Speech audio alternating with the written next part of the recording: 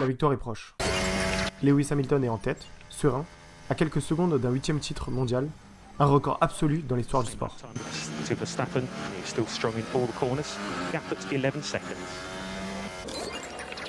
Et en quelques minutes, tout s'effondre. Verstappen try and get past Hamilton. First overtaking zone is normally down into turn 5. Is Verstappen far enough back? He's going to make the lunge down the inside. Hamilton sees it coming. It's a late lunge by Une décision venue de nulle part, un dépassement en 1 seconde, et Max Verstappen devient champion du monde. Verstappen, you are the world champion. The world champion. Mais cette nuit-là n'est pas la fin d'une course. C'est le symbole d'une question que des milliers de fans se posent depuis des années. Est-ce que Red Bull a vraiment gagné ? Ou est-ce que Red Bull a triché ?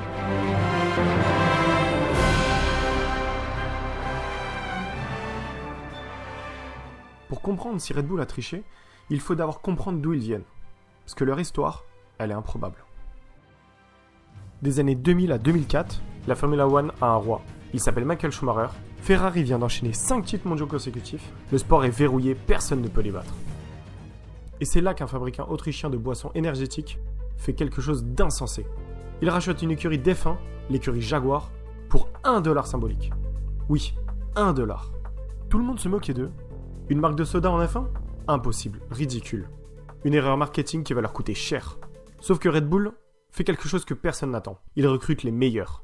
En 2006, un homme rejoint l'équipe. Il s'appelle Adrian Newey. Ce nom ne te dit peut-être rien, mais dans le monde de la F1, c'est un monstre. L'homme qui a redéfini l'aérodynamique, la science qui décide qui gagne et qui perd en F1. Newey est le meilleur ingénieur de l'histoire de la Formule 1. Partout où il est passé, il a dominé. Williams dans les années 90, McLaren au début des années 2000, les championnats ont suivi automatiquement. Et à partir du moment où il arrive chez Red Bull, tout change. 2010, premier titre constructeur. 2011, 2012, 2013, 3 titres consécutifs avec Sébastien Vettel. En 9 ans, Red Bull est passé d'une blague à l'empire le plus redouté du paddock de la F1. Mais comment ? Comment une marque de boissons énergétiques a-t-elle pu humilier Ferrari, Mercedes et même McLaren ? C'est là que les choses deviennent vraiment intéressantes. On est en décembre 2021. Et cette nuit-là va changer la F1 pour toujours. Voici la situation exacte. Il reste 5 tours. Lewis Hamilton mène avec 11 secondes d'avance sur Verstappen. Entre eux sur la piste, 5 voitures qui traînent en fond de classement. La course est jouée. Verstappen ne peut pas rattraper ses 11 secondes. Mathématiquement, c'est terminé. Lewis Hamilton est déjà champion du monde. Et là, Nicolas Latifi plante sa Williams dans le mur. Voiture de sécurité, le peloton ralentit, tout le monde entre au stand changer ses pneus. Tout le monde, sauf une personne, Hamilton. Mercedes décide de le laisser en piste. Il garde son avance, mais il reste sur ses vieux pneus, usés, lents, durs. Red Bull, quant à eux, rentre Verstappen immédiatement. Pneus neufs, frais, rapides, des softs. Mais il y a encore 5 voitures retardataires entre eux. Verstappen est bloqué. Il ne peut pas attaquer Hamilton. Cancel that. Lap cars will not be allowed to overtake. Yeah, of course. Typical decision. It's classic. I'm not surprised. Il reste un tour, et là, Okay, I think all the cars ahead of you are going to pass Hamilton. Everybody behind you will stay in position. le directeur de course prend une décision. Il s'appelle Michael Masi, et en quelques secondes, il va déclencher la plus grande polémique du sport automobile depuis 30 ans. Masi autorise uniquement les 5 voitures entre Hamilton et Verstappen à se dégager. Pas toutes les voitures retardataires, juste celle-là. Le règlement, l'article 48.12, dit clairement que toutes les voitures retardataires doivent se dégager, ou aucune, pas la moitié. Résultat, Verstappen se retrouve collé juste derrière Hamilton, pneu neuf, un tour, tout à jouer. Dans le stand Mercedes, Toto Wolff, le directeur de l'équipe, explose dans la radio. Michael, that is so not right. That is so not right. Michael on race control. Go ahead, Toto. You need to reinstate the lap before. That's not right. Toto, Yes. it's called a motor race, okay? Sorry? We went to car racing.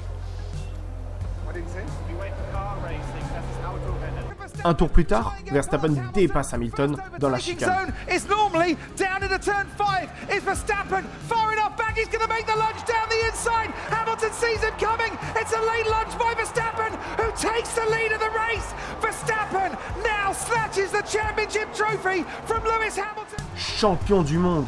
Et la FIA, l'autorité suprême de la Formule 1, reconnaîtra officiellement en mars 2022 que Massi a commis une erreur humaine. Massi sera limogé quelques semaines plus tard, une erreur humaine dans la course la plus importante de la décennie.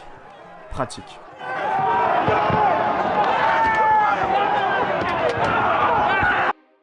« 2022. La F1 change tout. Nouveau règlement technique, nouvelle génération de voitures, tout le monde repart de zéro. Et toutes les équipes souffrent du même problème. On l'appelle le porpoising. Le porpoising, en français, ça veut dire marswin. C'est quand la voiture rebondit comme un dauphin à 300 km/h à cause de l'aérodynamique sous la voiture. Les pilotes ont le dos en miettes, certaines voitures sont dangereuses à piloter. Ferrari galère, Mercedes galère, Alpine galère, tout le paddock souffre. Red Bull, quant à eux, aucun problème. Verstappen gagne 15 des 22 courses de la saison. L'écart avec Ferrari et Mercedes est humiliant, écrasant. Comment c'est possible ? Adrian Newey. Encore lui. Dans les années 80, Newey a écrit sa thèse universitaire sur l'effet de sol. Pendant que ses concurrents découvraient le problème en 2022, lui avait déjà la solution depuis 40 ans. Mais voilà où ça devient vraiment intéressant. À l'automne 2022, une bombe éclate dans le paddock. On découvre que Red Bull a dépassé le budget cap en 2021. Le budget cap, si tu ne connais pas la F1, c'est le plafond de dépenses que chaque équipe ne peut pas dépasser. En 2021, la limite était de 145 millions de dollars. Cette règle existe pour une seule raison, empêcher les équipes les plus riches d'acheter le championnat. Red Bull a dépensé 1,86 millions de livres sterling en trop, à peu près 1,6% au-dessus de la limite. Ils avaient mal déclaré 13 postes de dépenses différents pour un total de 5,6 millions de livres. La sanction ? 7 millions de dollars d'amende et 10% de temps en soufflerie en moins pour la saison suivante. McLaren a publiquement appelé ça de la triche. D'autres équipes réclamaient l'exclusion du championnat.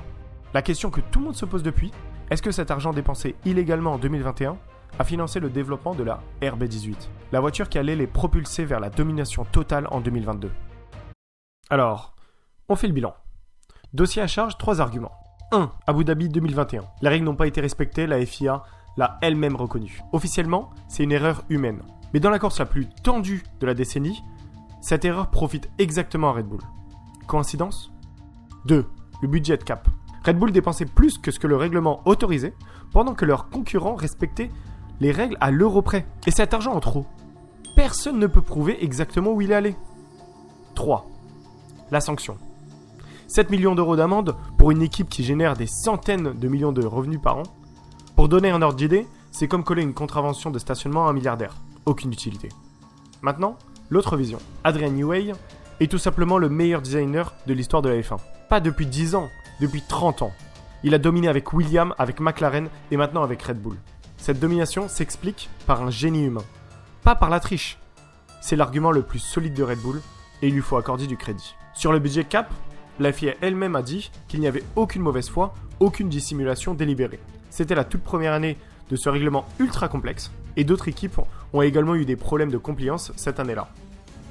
Et Massi, il a pris une décision en quelques secondes sous une pression immense pour éviter que le championnat du monde se termine derrière une voiture de sécurité, ce que personne ne voulait voir. C'est une erreur de jugement dans le feu de l'action, pas un complot. Alors, Red Bull a-t-il triché ? La réponse honnête, ça dépend de ce qu'on appelle tricher. En droit, non. La FIA n'a trouvé aucune preuve de fraude délibérée. Verstappen est légalement champion du monde 2021.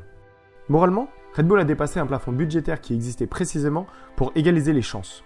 Ils ont bénéficié d'une décision arbitraire incorrecte dans la course la plus importante de la décennie. Et la sanction a été jugée ridicule par l'ensemble de leurs concurrents. Mais voilà la vraie question. Celle que personne ne se pose assez. Ce n'est pas Red Bull a-t-il triché ? C'est la FIA a-t-elle laissé faire ? Est-ce que le règlement budgétaire avait des failles ? Oui, la FIA l'a reconnu. Est-ce que la FIA avait vraiment les moyens de contrôler les dépenses ? Non. Et ils l'ont reconnu. Est-ce que le système d'arbitrage de la course était défaillant ? Absolument. Sinon, Massi serait encore en poste. Red Bull a gagné, légalement. Mais dans un système que la F1 elle-même n'avait pas encore maîtrisé.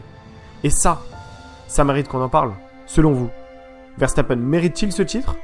Et est-ce que Red Bull a triché ? Répondez dans les commentaires. Et si cette vidéo vous a appris quelque chose ou vous a plu, n'hésitez pas à me soutenir en vous abonnant et en likant cette première vidéo de ma chaîne. Et en espérant que ce ne soit pas la dernière, merci et à la prochaine.